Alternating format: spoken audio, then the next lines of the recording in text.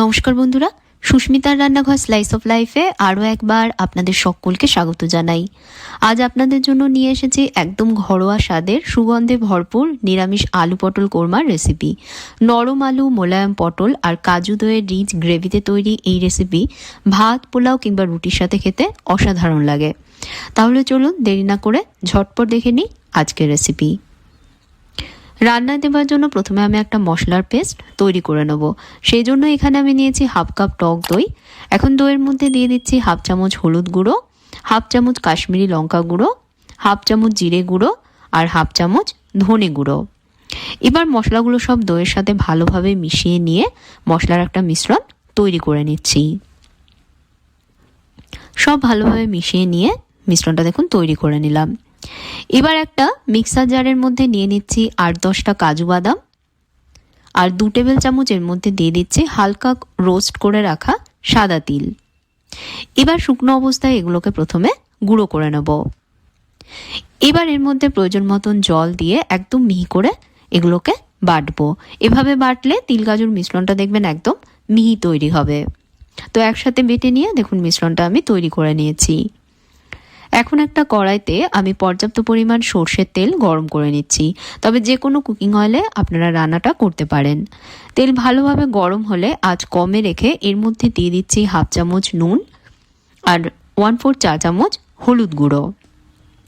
তেলের সাথে নুন হলুদ মিশিয়ে নিয়েই দিয়ে দেবো এর মধ্যে কেটে রাখা পটলের টুকরোগুলো। 10-12টা পটলের খোসা ছাড়িয়ে মাঝ বরাবর 2 টুকরোই পটলগুলোকে আমি কেটে নিয়েছি। কড়াইতে পটলের টুকরোগুলো দেওয়ার পর ভালোভাবে এগুলোকে ভাজবো।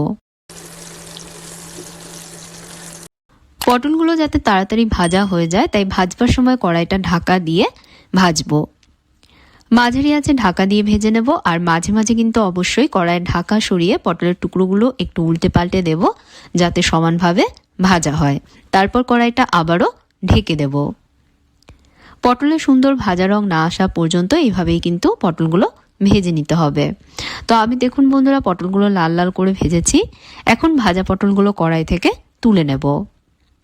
ভাজা পটলগুলো কড়াই থেকে তুলে নেবার পর কড়াইতে দিয়ে দেব ডুমডুমো করে কেটে রাখা 2টো বড় আলু।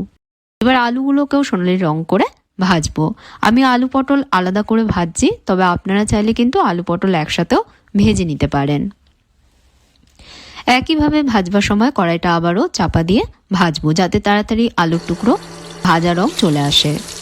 তো সোনালি রং করে এভাবে দেখুন আলুগুলোকে আমি ভেজেছি। এবার ভাজা আলুগুলোকেও কড়াই থেকে তুলে নিচ্ছি।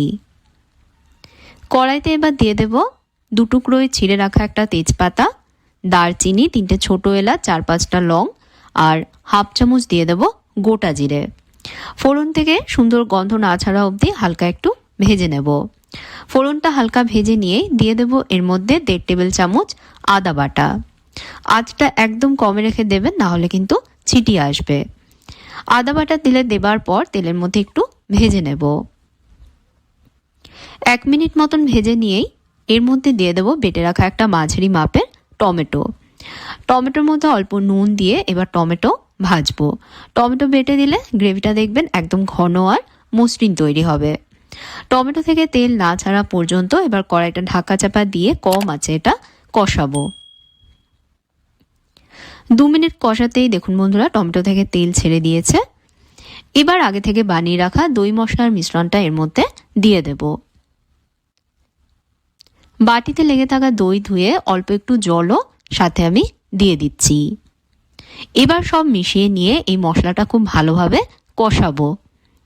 দই যাতে না ফাটে তাই আঁচটা হাই রেখেই মশলার সাথে ভালোভাবে প্রথমে মিশিয়ে নেব। তারপর ভালোভাবে সব মেশানো হয়ে গেলে আঁচ কমে রেখে কড়াইটা ঢেকে দিয়ে মশলা থেকে তেলটা না ছাড়া পর্যন্ত কষাবো।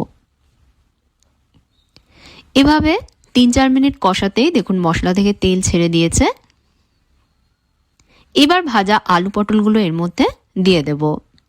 আলু পটলগুলো এর মধ্যে দেবার পর মশলার সাথে আলু পটলগুলো ভালোভাবে মিশিয়ে নিয়ে এগুলোকেও মশলার সাথে একটু সময় কষাবো। কড়াইটা আবারও ঢেকে দিচ্ছি। এভাবে আমি 3-4 মিনিট কষিয়েছি। ভালোভাবে দেখুন কষে গেছে সব। এখন দিয়ে দেবো এর মধ্যে বেটে রাখা তিল কাজুর মিশ্রণটা। তিল কাজুর মিশ্রণটা দেবার পর এর সাথে মিশিয়ে নিয়ে আরও একটু সময় এটা কষাবো। তবে খুব বেশি সময় ধরে কিন্তু কষানোর দরকার নেই, জাস্ট 1-2 মিনিট কষিয়ে নিয়েই এর মধ্যে দিয়ে দেব গরম জল। 1 কাপ মতন গরম জল এর মধ্যে আমি দিয়ে দিচ্ছি। স্বাদ মতন আরও একটু নুন দিয়ে নুন অ্যাডজাস্ট করে নেব, অবশ্যই আপনারা নিজেদের স্বাদ অনুযায়ী দেবেন।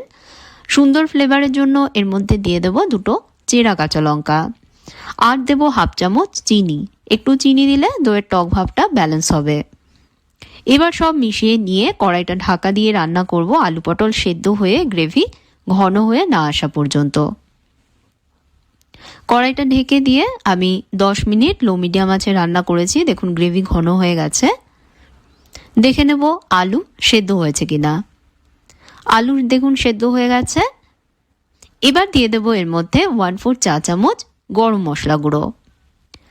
গরম মশলা গুঁড়ো দিয়ে গ্রেভির সাথে মিশিয়ে নিয়ে আরও 1 মিনিট গ্রেভি ফুটিয়ে নেব।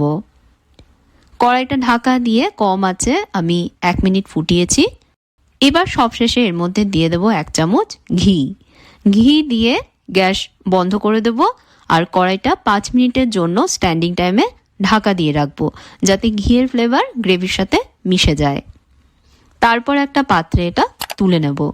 তৈরি হয়ে গেল সম্পূর্ণ নিরামিষ অথচ দারুণ স্বাদের আলু পটল কোরমা। গরম ভাত, পোলাও বা রুটির সাথে এটা পরিবেশন করুন।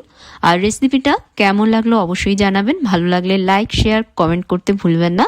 আর এরকম সহজ সুস্বাদু রেসিপি পেতে চ্যানেলে সাবস্ক্রাইব করে পাশে থাকা বেল আইকনে প্রেস করবেন।